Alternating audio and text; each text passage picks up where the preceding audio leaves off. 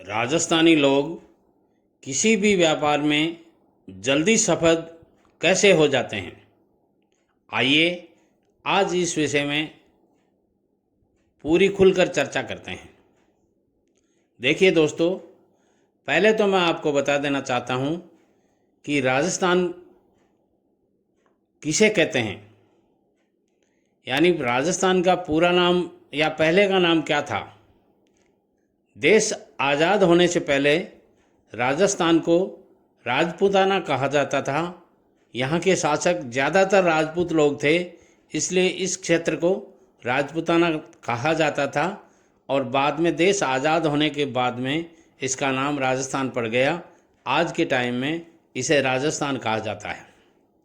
अब बात करते हैं कि राजस्थान के लोग किसी भी व्यापार में, चाहे वो कोई भी सेक्टर हो, कपड़े का व्यापार हो, लोहे का व्यापार हो, चमड़े का व्यापार हो या खेती का व्यापार हो, इवन खेती करना भी राजस्थानी लोग बखूबी जानते हैं। हर किसी भी क्षेत्र में, चाहे राजस्थान के आदमी को आप कहीं भी भेज दीजिए, देश के हर कोने में आपको राजस्थानी आदमी मिलेगा, चाहे वो राजस्थान में हो और चाहे जम्मू कश्मीर में हो। यानी वहाँ इतनी ठंड पड़ती है, उसके बाद में बावजूद भी राजस्थानी व्यापारी आपको मिल जाएंगे। चाहे चेरापूंजी जैसी जगह हो जहाँ बारिश बहुत ज़्यादा होती है, वहाँ भी आपको राजस्थानी सफल व्यापारी मिल जाएंगे। और इधर आप चाहे साउथ में चले जाइए, तमिलनाडु, महाराष्ट्र, कर्नाटका, कहीं भी चले जाइए, हर क्षेत्र में मारवाड़ी आपको मिलेगा। या यूँ कह सकते हैं, जहाँ भी आप किसी भी मार्केट में खड़े हो जाइए कि देश के किसी भी कोने में, और वहाँ पूछिए क्या यहाँ किसी राजस्थानी का दुकान है, तो आपको ज़्यादा दूर नहीं जाना पड़ेगा। जिस जगह आप पूछ रहे हैं उसके आजू बाजू में ही आपको किसी न किसी राजस्थानी की दुकान मिल जाएगी। और वो छोटे उद्योग से लेकर के बड़े उद्योग, यानी चाय का ढाबा मिलेगा तो राजस्थानी का मिलेगा, खाने का ढाबा मिलेगा तो राजस्थानी का मिलेगा, चाय की थड़ी मिलेगी तो राजस्थानी की मिलेगी, और स्टील किंग भी मिलेगा तो आपको राजस्थान का मिलेगा। देश में ही नहीं, विदेशों में भी राजस्थानियों ने अपने परचम फहराए हैं। इसके क्या कारण हैं, उन कारणों पर चर्चा करते हैं आज। पहला कारण यह है कि राजस्थानी हर माहौल में जीना जानता है। सुबह सूर्योदय से पहले उठना राजस्थानी की विशेषता रही है।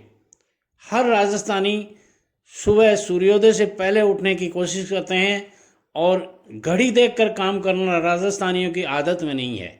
उनकी आदत में है भोर के 4 बज गए, 4 बजे उठना है, और नित्य क्रियाओं से निवृत्त होने के बाद में सूर्योदय से पहले या सूर्योदय के आसपास दुकान खोलने की कोशिश करते हैं। हाँ, आजकल सरकारी नियमों के अनुसार दुकान टाइम से खुलती है, मगर पहले राजस्थानी यही नियम करते थे कि जो ही उठे, अपने दैनिक क्रियाओं से निवृत्त हुए और दुकान के अपना झोला दुकान का हाथ में लिया और चाबियों का गुच्छा हाथ में लिया, माथे पर तिलक लगाया, अपना देवी देवताओं को प्रणाम किया। माताजी पिताजी को प्रणाम करना तो राजस्थानी कभी भूलते ही नहीं हैं। जब भी राजस्थानी दुकान पर जाते हैं, हर राजस्थानी आपको, चाहे वो छोटे बिजनेसमैन हो या चाहे बड़ा बिजनेसमैन हो, अपने माँ बाप के चरण छू के और पूजा स्थल में माथा टेक करके, चाहे वो किसी भी धर्म का हो, यदि वो हिंदू धर्मी है तो मंदिर में पूजा करेगा, और मामना है तो मस्जिद के आगे नतमस्तक होके फिर ही बिजनेस पॉइंट पर जाएगा। और फिर रात देर तक, यानी इवन 9, 10, 11 बजे तक भी राजस्थानी काम करने की औकात रखते हैं। ये है राजस्थानियों का काम करने का तरीका, और इसी के बलबूते पर राजस्थानी अपने व्यवसाय में सफल होते हैं।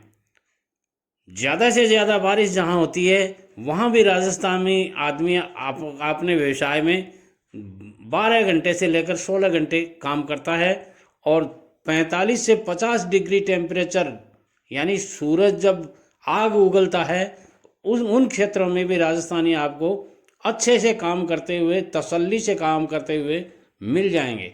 भरी दोपहरी में राजस्थानी काम करने की औकात रखता है, और बुरे से बुरे समय में भी राजस्थानी अपने बिजनेस पॉइंट को नहीं छोड़ते हैं।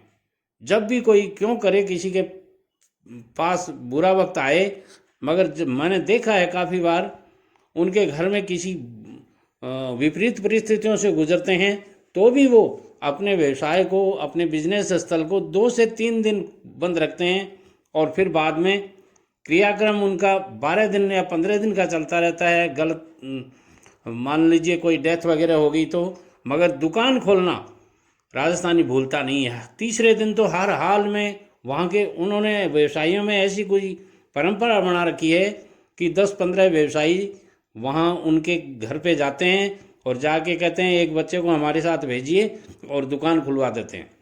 और वो जाके दूसरा कोई आदमी जो व्यवसायी साथ वाले होते हैं वो अपने हाथ से चाबी का ताले की चाबी लगाकर दुकान खुलाते हैं और उस बच्चे को बैठा देते हैं और वो कमाता रहता है।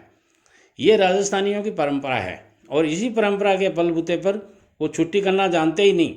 उनके यहाँ संडे, सैटरडे, मंडे, ट्यूसडे सब काम में रहते हैं। आजकल सरकार ने ऐसे नियम कर दिए कि संडे को काम नहीं होता या सैटरडे को नहीं काम होता। तो ऐसी स्थितियों में राजस्थानी अपने घर में अकाउंट्स का या बिजनेस से संबंधित और काम करते रहते हैं। अब बात आते हैं कि राजस्थानी खर्चा कैसे करते हैं।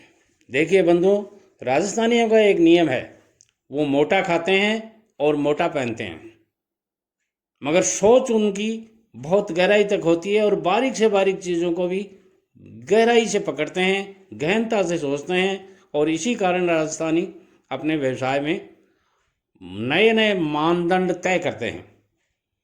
मोटा खाने का मेरा मतलब है वो शुद्ध शाकाहारी खाते हैं, शुद्ध चीज़ें खाते हैं, दूध, दही, घी इनका अच्छे से सेवन करते हैं। अपने घर में गाय रखते हैं, भैंस रखते हैं, उनका दूध बिलोते हैं और बिलो करके घी घर का यानी दूध बिलो करके स्वयं अपने हाथों से दूध बिलोते हैं और वो घी खाते हैं, मक्खन वगैरह खाते हैं, अच्छे से छाछ पीते हैं, दही खाते हैं और बाजरे की रोटी और मूंग वो क्या कहते हैं आपको ग्वारफली का साग या फोपड़िया का साग तो राजस्थानियों का एक फेमस डिश होती है। राजस्थानी लोग खाना बड़ा लजीज खाते हैं, मगर उसमें फॉर्मलिटीज नहीं होती, या यूँ कह सकते हैं आधुनिक जो डिशेज हैं उनका कम सेवन करते हैं। जो फास्ट फूड है उनका बहुत कम सेवन करते हैं। हाँ, आज की नई पीढ़ी ज़रूर करने लग गई, मगर पुराने लोग जो हैं वो फास्ट फूड को एकदम से ही नए के बराबर काम में लेते हैं और अपना खाना अच्छा से खाते हैं। सुबह शाम वहाँ खिचड़ी बनना तो एक परंपरा सी है। खिचड़ी का आस्वादन लेना उनका एक जचा जचाया फॉर्मूला है। शाम के टाइम में दूध और खिचड़ी ये उनका भोजन है और सुबह के टाइम में बाजरे की रोटी और फोपड़िया का साग या सांगरी का साग या कैरिए का साग, इस तरह की सब्जियां बना करके वो खाते हैं। और इसीलिए उनका बॉडी वेट भी अच्छा होता है, लंबाई भी खूब होती है। राजस्थानी 6 फीट से 6.25 फीट तक के आपको मिल जाते हैं आराम से। और हर बिजनेस में जी तोड़ मेहनत करते हैं और इसी जी तोड़ मेहनत के कारण वो अपने बिजनेस में चाहे कहीं भी चले जाइए आपको राजस्थानी ही मिलेंगे। मिलिट्री फोर्सेज में भी आपको राजस्थानी खूब मिलेंगे। और जहाँ भी राजस्थानी की एक खासियत और है कि वो जहाँ भी जिस व्यवसाय में, जिस बिजनेस में, जिस पॉइंट पर खड़ा होता है, जिस सिक्योरिटी में खड़ा होता है या जहाँ पे भी खड़ा उनको कोई काम सौंप दिया जाता है तो अव्वल दर्जे की ईमानदारी दिखाते हैं। Honesty is the best policy. इसी के कारण राजस्थानी की विशेष पूछ होती है। और शौर्य तो राजस्थान में कूट कूट के भरा हुआ है। कुछ राजस्थान में ऐसे ज़िले हैं जो मिलिट्री में, आर्मी में, फोर्सेज में अपना विशेष रोल अदा करते हैं और वहाँ के नवयुवक सेना में जाना अपना कर्तव्य समझते हैं और उस कर्तव्य को बखूबी निभाते भी हैं। शौर्य प्रदर्शन में राजस्थान का कोई मुकाबला मेरी समझ में नहीं है। अब बात आता है कि धन कमाने में। मित्रों, धन कमाने के मामले में राजस्थान अव्वल रूप से मिलेगा आपको। चाहे वो देश में धन कमाना हो या विदेश में धन कमाना हो, देश में कोई व्यवसाय स्थापित करना हो, बड़े बड़े उद्योगपति राजस्थान के हुए हैं। टाटा जी, बिरला जी, डालमिया जी, सिंघानिया जी, रुइया जी, कितने नाम गिनाऊँ आपके। और छोटे से शुरू किया था उन्होंने बिजनेस। कोई ये नहीं है कि उनके दादाजी पिताजी बहुत अरबपति करोड़पति थे।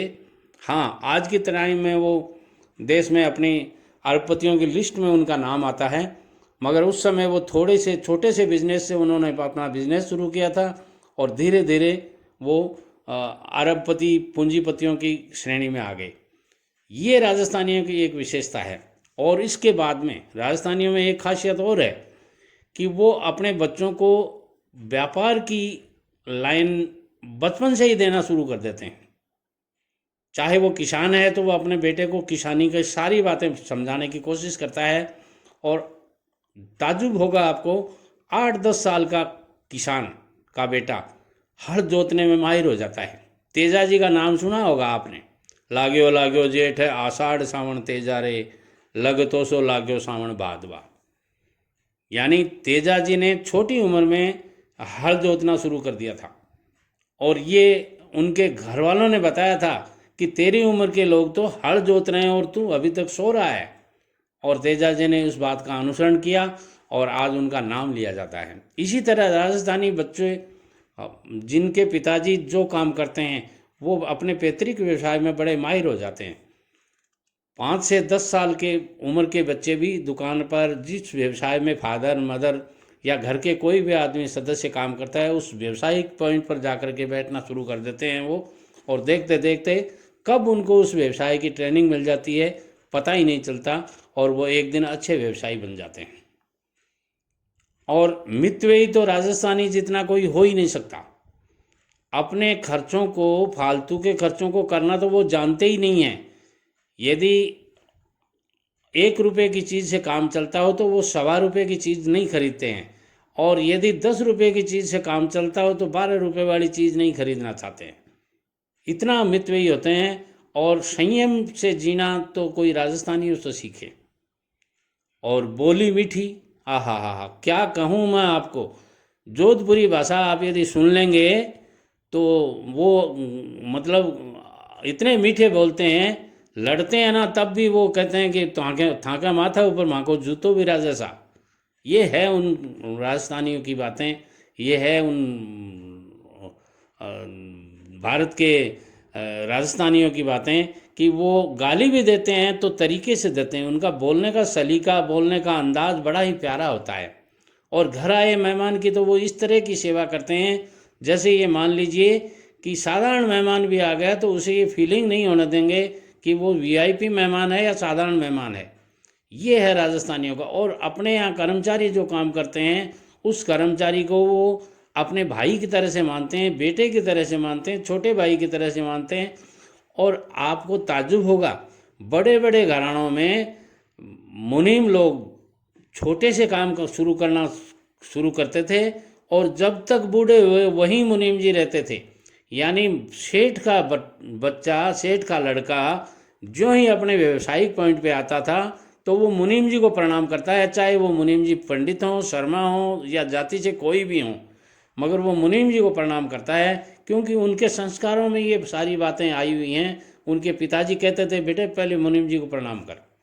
और इस तरह वो घरेलू आदमी बना लेते थे। उनको प्रणाम कर करके उन्हें ऐसा आभास ही नहीं होता था कि मैं इस घर का, इस फार्म का या इस बिजनेस पॉइंट का अहम सदस्य नहीं हूँ। वो अपने पिता तुल्य मानते थे उनको, दादाजी के तुल्य उनका आदर भाव करते थे और कभी भी उनको अपने मुंह से कुछ नहीं कहते थे कि भाई आप ये नहीं करते, वो नहीं करते। इस तरह वो अपने संस्कारों में उनको बांध के रखते थे। और इसी कारण राजस्थानी लोग जहाँ भी जाते हैं वहाँ अपनी कमान बहुत अच्छे से संभालते हैं। यदि आप इस विषय में और बहुत कुछ जानना चाहते हैं तो मेरी चैनल दो साथी टीवी को सब्सक्राइब करके बेल आइकॉन को दबा दीजिए ताकि आने वाले हर वीडियो का नोटिफिकेशन आपको मिलता रहे। और एक बात कहूँगा, आप लोग कमेंट्स करने में कंजूसी बरतते हैं, ये कंजूसी ठीक नहीं है। आपका एक कमेंट मुझे दूसरा वीडियो बनाने में बड़ा मोटिवेशन देता है। और साथ ही मैं कहना चाहूँगा, यदि आप मेरे नए व्यूवर हैं तो चैनल को ज़रूर सब्सक्राइब कर लीजिएगा, क्योंकि चैनल को आप सब्सक्राइब करेंगे तभी आपको ये सारे नए नए जो वीडियोज़ आएंगे वो आपको नोटिफिकेशन के द्वारा मिलते रहेंगे। वीडियो पसंद आता है लाइक कीजिए, कमेंट्स के द्वारा हमें बताइए कि आज का वीडियो आपको कैसा लगा। जय श्री कृष्णा, राम राम सा।